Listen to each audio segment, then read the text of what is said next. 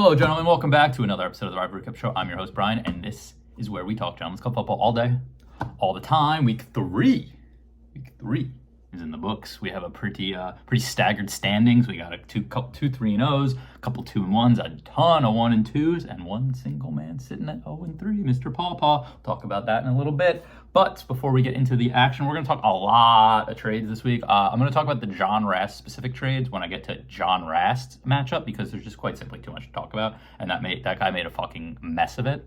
But there was history made. Joe and Brian completed a trade for the first time ever.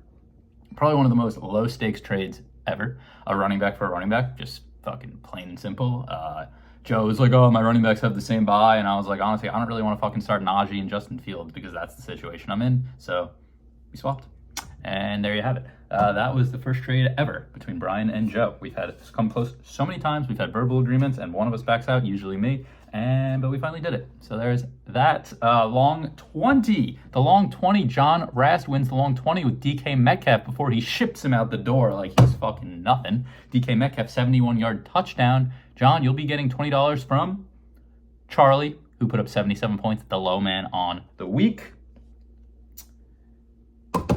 And without further ado, let's get into the matchups. And where do we start? You guys know it's my matchup. Always my matchup. 112 to 99. The Latin Mooks go down. The Tortugas getting their first win of the season. 112 points. Nothing too crazy, but honestly, in comparison to my last 2 weeks, I'm happy. Kirk Cousins, maybe not it. Derrick Henry, beast. Amon-Ra, beast. Mark Andrews throwing up a fucking goose egg. I mean, I have 112, and I have, in theory, a top 5 tight end throwing up a goose egg. Makes you feel a little more optimistic, right? Tyler Johnson, meh. But yeah, Mandrews is a fucking problem. Calling him a top 5 tight end is very generous at this stage. Other side, Ortiz, though, 99. He got Dak. The Steen stack, he couldn't get CD going, but he got Dak. And that was it. Diggs must have thrown a pass because he had 19.92. Other than that, a lot of mid-level performances from Ortiz's team, and he falls to 2-1. 2-1's fine. Wish it was 2-1, but I am 1-2 down near the bottom. But happy to get a win nonetheless. Next matchup: Great Jones 118 to Yak United 90. Before I say anything further about this, I'm going to do my best to remember these. Ortiz, I'm now 5-3 against you historically. Great Jones, Christian Borelli. Ian takes a 28-point win, and Ian claws his way back a little bit. Christian owns this one 6-3 historically, so Ian picks up his third win in this matchup. They call this the High Tea Bowl, I believe. Talk about Christian's team. The commissioner just loves riding me over just absolutely nothing. You guys only see bits and pieces of it in the group chat, so I'm just going to talk about Christian's team. James Cook, good week. Dallas Goedert, 27 points before you shipped him off. 90 points total, bad. But Christian just has a whole new fucking roster. So honestly, kudos to him. Probably talk about Christian a little more. We talk about Rast, but I mean, Christian's looking at who's his receivers now. Zay Flowers, Brandon Ayuk. He didn't acquire a tight end yet. It's funny because now I have an extra tight end and he doesn't have a tight end. And it's like, should I just ship him back fucking Goddard or Andrews and him send me someone else and just add more legs to our trade? I don't know. And then he's got Pittman, well, I feel like he picked him. Oh, DK Metcalf. So yeah, Christian definitely solidified that receiver core. He's got some more assets to work with, and I'm very happy and excited to see what he does. So with that, we move on to the next matchup.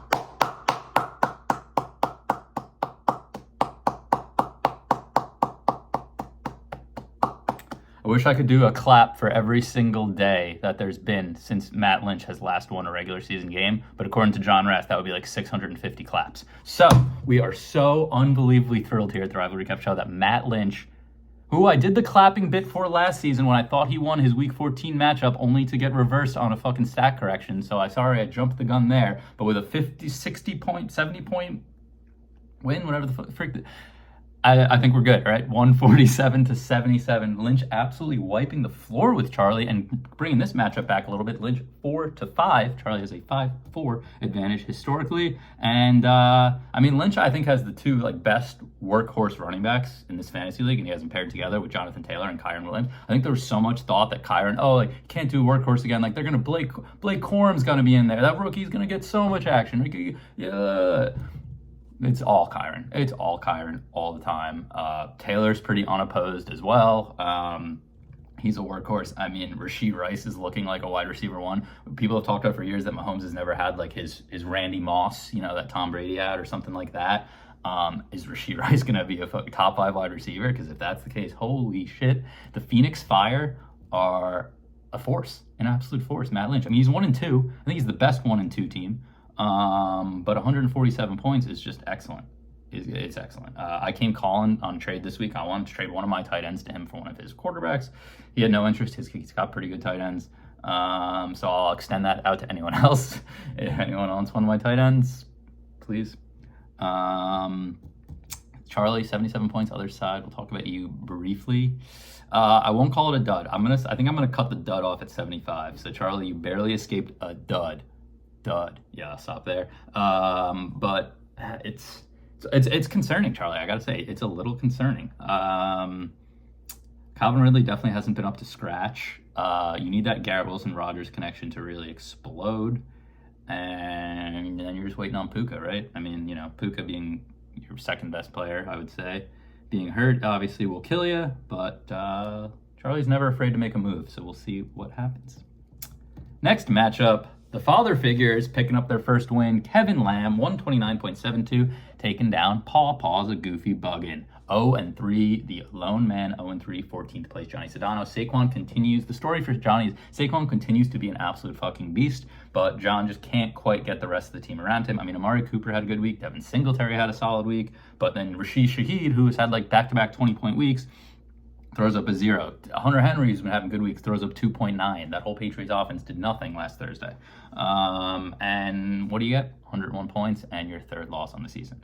John's 0-3. I don't think John has the worst team. I don't know who has the worst team. I'm sure I got some votes. We'll find out from Joe's video. I don't watch them ahead of time. I'll watch with you guys later on. I mean, he's got Jalen Hurts, he's got Saquon Barkley, he's got Devontae Adams, he's got Amari Cooper. Like, if Singletary's, I don't know. John's had a little bit of bad luck on his side. Definitely doesn't have the best team. I'll tell you that much. I'm not trying to jack him up too much, but Kevin Lamb, 129. Josh Allen's a beast. Jamar Chase hitting his stride. Kevin loves to see that. Kevin's running 2 tight ends himself over there, so maybe I can start to take some notes. He gets Achan slow week. I mean, Kevin's RB2 Pirine finally in like a more prime spot with Pacheco hurt, only puts up 7, but 129 is pretty awesome. Good on you, Kevin, picking up your first win. Next one. Johnny historically owns that matchup of 7-3. Kevin working his way back little by little, year by year. Next one, John Rast, 120 points to Tony's 92 points. John Rast has 4-2 against Tony, including 4 straight. Tony took him the first 2 years when John was a newbie in this league, and John has taken Tony 4 years straight. Let's talk about their teams a little bit. Other than maybe Tony's got his Vikings, right? He's got Aaron Jones and Justin Jefferson doing well. Even Terry McLaurin throwing up 20 points is pretty nice. And the rest of it's just pure shit.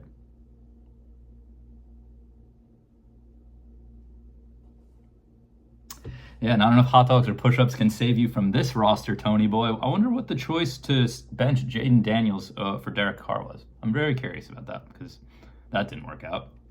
Would you have won? No. But would have been a lot better looking. John Rast. All right, John Rast. You ready for this, John Rast?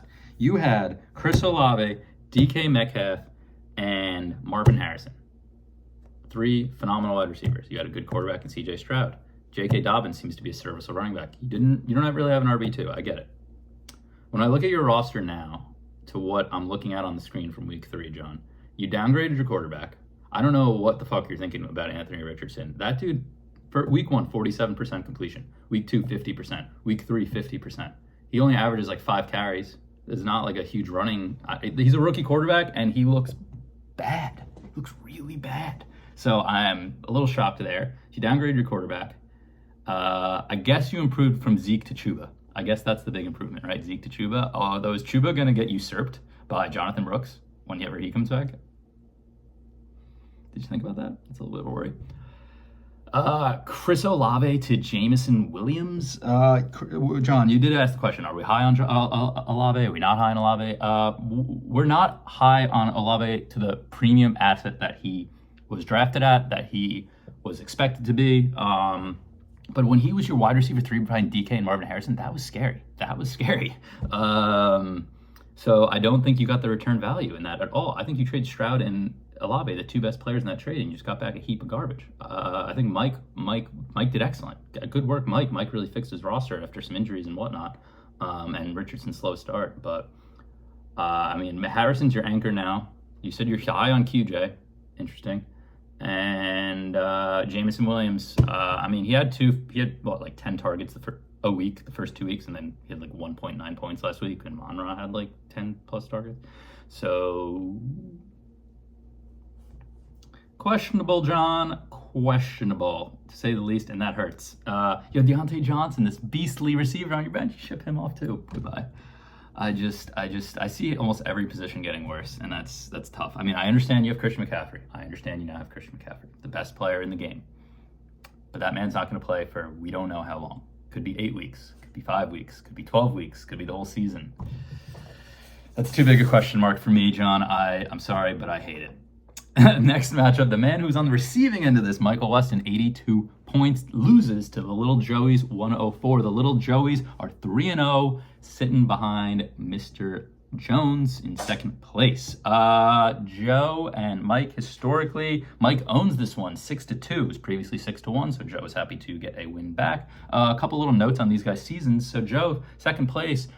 Joe so far put up 104. He put up like 145, and he put up 104. He's 3-0. I would say luck is on his side a little bit, but he does have a good team. Mike, on the other hand, put up 125 the first 2 weeks, got 2 wins, and then he drops a bit of a stinker, 82, and loses. So just some little things I saw when looking at this. Joe, 104 behind 28 from Neighbors, 16 from Gibbs. Those are his clear 2 stars. Mahomes putting up solid. And Joe's got a little bit different roster for next week. So we traded Pollard for Najee. I'm personally happy with it. I don't know how he feels. Did he do anything else? I feel like he did something else. I feel like he got a receiver or something. Maybe he traded Jalen Warren. Yeah, he traded Jalen Warren. I can't remember who he got, but I think there was a good little piece of business between him and Christian, mutually beneficial.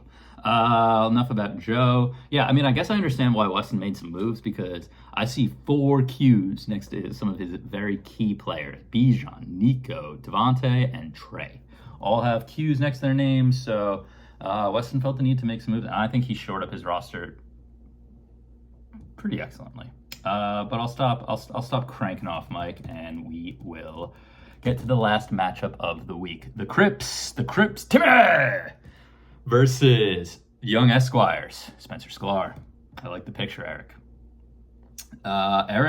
Eric's team's cruising, man. 113. I mean, nothing like insane, but it's a good week. Sam Darnold's been great.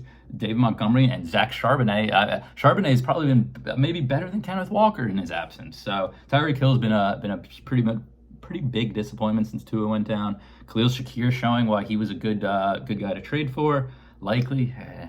It's like Lamar just forgot he had tight ends last week. It was insane. It didn't matter. They won. I get it. The game script, maybe, whatever. They were winning. It was Henry, which I was happy with, but holy crap.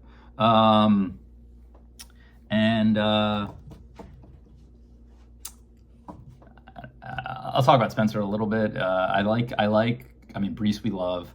I like Drake London, actually. I always want to call him Drew London, so I don't actually know which one it is. Drake. Jalen Reed picked up a Q. Spencer's got some interesting, he's got some good little rookie running backs on his bench. I think this guy's going to make a trade, and it's going to turn his season. I think he's got a little bit of a middle-of-the-pack team, but I think quickly can turn it around. But 104 is whatever. 1 and 2.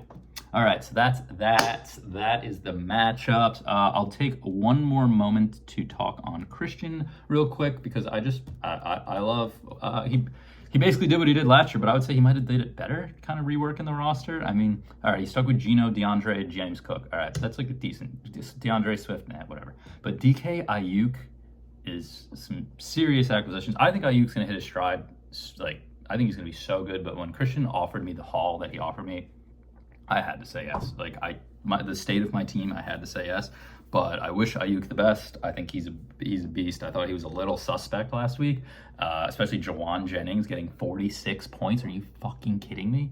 But yeah, Christian, best of luck with him. Without further ado, guys, I'm going to send it over to Joe over at Safe Space. Have a wonderful week, and let's enjoy Thursday Night Football. Was it Cowboys-Giants? Thanks. Thank you, Brian. Gentlemen, week 3 is in the books, and welcome to another episode, the first in-season episode of the 2024 season of Safe Space Packed episode. Let's get right into it. Nardulli's notes. Nardulli note number 1 reads, MLB standings.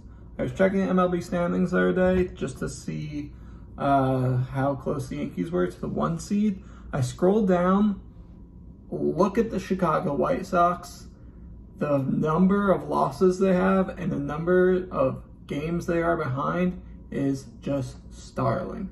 Nardulli note number 2 reads, the BYU. I'm not sure if anyone came across this weekend. Apparently the only Jewish starting quarterback in FBS football plays for BYU. It's very ironic given the whole Mormon thing. Apparently he's nasty and they're selling shirts that say BYU. Pretty cool.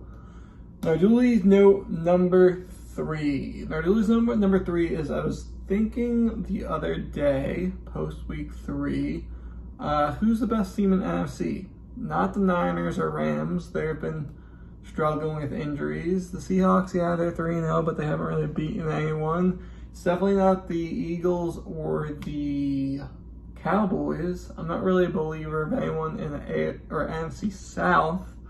The Packers are good, but they haven't really beaten anyone. So who do I think it is? I think it's the Minnesota Vikings. That's right, the Sam Darnold-led Minnesota Vikings. So is this Nardulli note about Sam Darnold or Kevin O'Connell, who both deserve their praises to be sung? No, it's not. What it's about is the Minnesota Vikings' front office, because I think the number 1 mistake that you can make in the NFL, besides trading your fucking future for the number 1 pick and end up picking Bryce Young, is lying to yourself and convincing yourself that you have the guy when you in fact don't have the guy, right? We've seen this on multiple occasions over the past few years. I actually did some research for this Nardulli note. I'm going to read out some NFL contracts that have been giving out over the last 3 years. Daniel Jones, New York Giants, 4 years for $160 million, $92 million guaranteed. Russell Wilson, back when he got with the Denver Broncos, 5 years, $242 million, $161 million guaranteed. This offseason, Tua Tagovailoa, 4 years, $212 million, $167 million guaranteed. Trevor Lawrence hasn't won a game in the regular season since Lynch. 5 years, $275 million, $200 million guaranteed. And yes, Deshaun Watson, 5 years, $230 million, $230 million guaranteed. I think far too often in the NFL, these teams that don't have franchise quarterbacks so desperately want franchise quarterbacks that when they see some signs, some progression, when a quarterback is coming off his rookie deal or is available in the trade market and free agency market, they just fucking lie to themselves and give them these massive franchise quarterback deals. And now all these teams are just absolutely fucked in the future. And the crazy thing about all these contracts is all of them were either extensions or, all of them were extensions. So all of these players could have been just available for the franchise tag if the teams wanted to use them. But no, I don't know why NFL GMs are just itching to give out these massive deals that take up most of your salary cap just to fuck your team for the next 5 years. At least the Giants get out of Daniel Jones after this season. But how does this relate to the Vikings? This offseason, Kirk Cousins, he was good for them. He's coming off of Achilles. He's like 37 years old, and he's going to get $100 million guaranteed. Finally, we saw a franchise not give in to paying the quarterback whatever they fucking wanted. And instead, they were like, go, walk. You know what we're going to do instead? We're going to have a great head coach who can scheme up an offense. We're going to build a great offense around the quarterback in terms of offensive line, running game, receivers. We're going to load up our defense, and we're going to set up a quarterback who has talent, or we believe that has talent, in a position to succeed. And what they signed Sam Darnold for? 1 year, $10 million.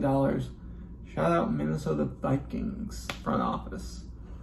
Last note, Julie note, late ad, John Rast. Rast is always going to Rast is what it reads. This note's not going to be ripping John Rast's trade. We all know the fucking trade. Like, do I need to tell you guys that fucking Anthony Richardson has a 49% completion percentage this year? No, I don't. Do I need to tell you that he's thrown 6 interceptions, which leads the league? No, I don't. Do I need to tell you that the guy that he traded his first-round draft pick for Chris Olave, and now he just traded Chris Olave for a boom and bust guy and JMO and Chuba Hubbard, who's going to be replaced by Jonathan Brooks in 3 weeks? No, I don't need to tell you that.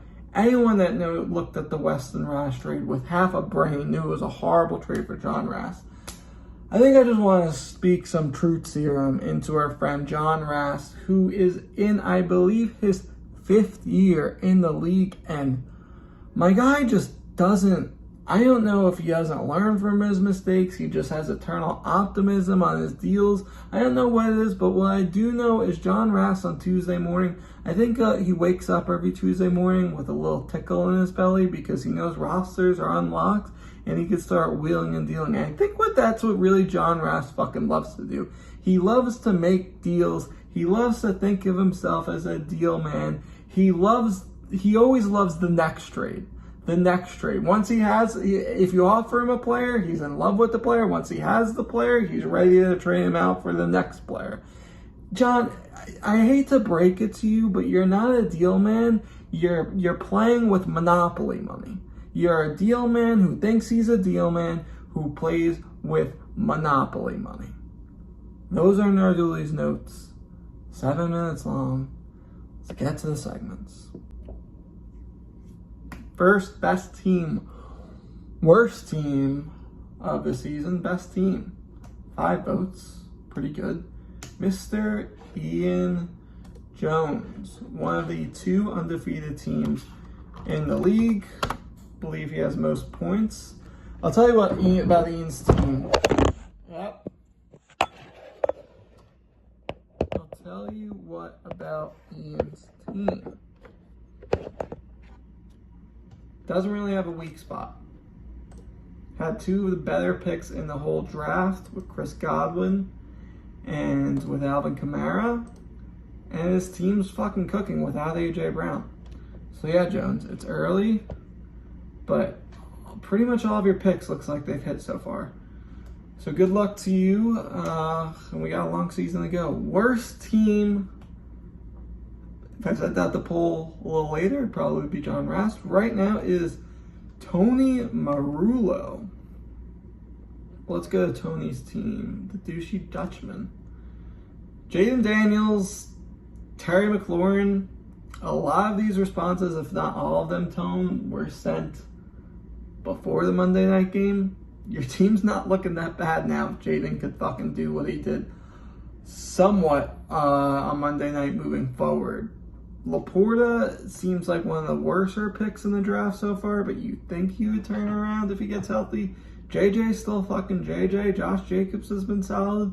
I don't think this is the worst team in the league, especially if Jaden Daniels gets better. But yeah, you'd want to see at least Laporta start turning things around, I guess. All right, let's get to the segments. Fuck, I no longer have a case on my phone, so my phone's a little slippery, as you could tell. What was the segment? The segment was, what is your biggest regret from the draft, trade, etc. Week 3. Quick regrets. Christian, drafting CMC. Yeah, that so far looks comparable to when Jones picked Le'Veon Bell, I think, 2nd overall, and he just held out all year. Weston, drafting Christian Kirk or benching Chuba Hubbard with 27 points. Yes, Weston, if you played Chuba Hubbard, you would have beat me this week. Christian Kirk, I mean, is it the biggest regret if your guy that you regret drafting most is your 8th round pick? John Rast, he sent this to me after his trade, or before his trades. picking Zeke over all the other running backs on Brian's roster, or maybe, I don't know, you should have traded Derrick Henry for someone that was your third best receiver in your team for the 2 weeks you had him. John Sedano, not caring about tight ends at all in the draft. Well, even the people that did care about tight end, I believe this is the fucking worst tight end year of all time so far. I read a stat that Brandon Aubrey, the kicker from the Cowboys right now, would be tight end 1, which is fucking nuts. So Kelsey, Laporta, Mark Andrews, Dalton Kincaid, a lot of ass at that position so far. Kevin Lamb, back half my draft, I felt like I wasn't even throwing darts for potential upside. I was just filling out my team, lost focus, and just a poor strategy. You could say that, but you also were filling out your team and still didn't even fill out RB2. Charlie Carita said, drafting Travis Kelce, I knew he would fall off one of these years, got stuck in a spot where I felt wrong to pass him up in the draft, but he looks old and horrible. I was listening to the Rosillo podcast today, and they had, what is going on with my hair? They had Todd McShay on, and Todd McShay essentially ripped Kelce and was like, why is nobody just saying he's fucking out of shape? Because he jet-setted all fucking summer following around Taylor Swift and partying, which kind of makes sense. Eric, no regrets. What douchey, classic douchey Eric thing to say. If Shakir keeps doing what he's doing, and one of Likely or Ferguson can develop into a tight end 1, team showing a lot of resilience through injury adversity. Tony, drafting Laporta over Josh Allen in the 3rd. Josh Allen would have been a fucking Tony guy. I think he might have had him last year. Josh Allen is a Tony guy, and he deviated away from his guys. James Ortiz, draft regret was pushing off picking a tight end. Same thing as Sedano, and completely taking 3 below average receivers in rounds 8 through 10. Marsh, the 3 wide receivers, followed by Andrews, was such a bad draft strategy. Not a single mock had me doing that. I was playing the board, but good lord, some bad decisions were made. Glad I made the Henry trade, but not even remotely out of the woodwork yet. I mean, just traded Ayuk. Yeah, Marsh, you say you were playing the board, but it's tough to play the board in a 14-team league. I think we say like every year, you gotta just fucking get your guys, because by the next time you pick, the whole fucking draft board can be different. So one might say the board played you. Spencer, biggest regret is not taking Rashee Rice in round 3. Spencer had an early 3rd round pick, so that would have been a wild pick at the time, but would have paid off. I'm not sure if he actually considered it, probably not. Lynch, Weston sent me a text about a trade involving Chuba Hubbard, but I needed to respond in milliseconds before he pulled the trig with Rast. Wish I would have been more locked in. Honestly, Lynch, if Weston got that offer from Rast, he was pulling the trig over anything you would have sensibly offered, so don't blame yourself. What is my biggest regret? If you guys remember, when I went to the board for my 3rd and 4th round picks, I put Mahomes in the 3rd round and Neighbors in the 4th round because I didn't want to put 3rd round pressure on Malik Neighbors. That's my biggest regret. I wish he was a 3rd round pick because Malik Neighbors is a fucking dog. Makes the Giants watchable, which is incredible. Safe space. I'm not gonna be able to fucking deal with this all season. How we end the show? We end the show with safe space submissions. Rast is a league whore with trades, and I'm not even in frame. With trades, and I love it. Guy somehow finds ways to make offers on anyone and everyone. Before you ever make a trade, make sure you check in on Rast and see what he'd offer. He's the blue crayon of the league. Concussions should be 6 points in fantasy. Players taking shots at a star player to get them ruled out is rampant. Need to offset that. Devontae McBride, both doubtful for next week. How am I supposed to manage that type of stacked injury? Looking forward to the Olave Henry trade game next week with Brian. That was from Rast, who doesn't even have Olave anymore. So looking forward to the Jameson Williams Chuba Hubbard for Derrick Henry trade. God, he somehow his receivers, running backs, his receivers and quarterback got substantially worse for Chuba Hubbard, who will be splitting carries with Jonathan Brooks in 2 weeks. 2 weeks.